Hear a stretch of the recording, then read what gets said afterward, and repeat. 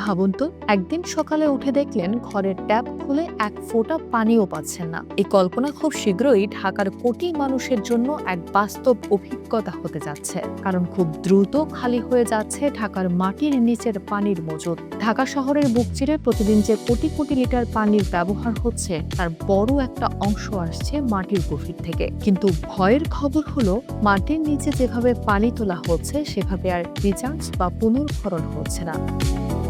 ওয়াসার তথ্য বলছে ২০০১ সালেও ঢাকার মাটির নিচে পানির স্তর ছিল মাত্র ৩৯.৬ মিটার গভীরে, আর ২০২৬ সালে এসে সেই স্তর নেমে থেকেছে প্রায় ১১২ মিটারে। অর্থাৎ মাত্র ২৫ বছরে পানির স্তর নিচে নেমেছে প্রায় ৭২ মিটারেরও বেশি।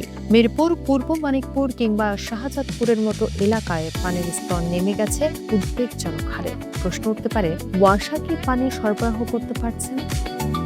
ঢাকা ওয়াসার তথ্য মতে রাজধানীতে প্রতিদিন পানির চাহিদা ২৮০ থেকে ২৯০ কোটি লিটার, আর তাদের উৎপাদনের সক্ষমতা ৩২০ কোটি লিটার। অথচ এই চাহিদার প্রায় ৭০% পানি এখনো তোলা হয় ১৩০০-র বেশি গভীর নলকূপ দিয়ে, অর্থাৎ মাটির নিচ থেকে। ফলে গ্রীষ্ম বা শুষ্ক মৌসুম এলেই শহরের বিভিন্ন স্থানে শুরু হয় পানির হাহাকার।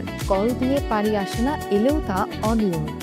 বিশেষজ্ঞরা বলছেন, অতিরিক্ত পানি উত্তোলনের ফলে পৃথিবীর বেশ কিছু শহর ইতিপূর্বে মাটির নিচে দেবে গেছে।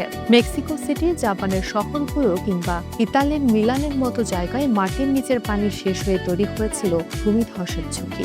এমনকি ইন্দোনেশিয়ার জাকার্তা শহরও একইভাবে বিপদে পড়েছে।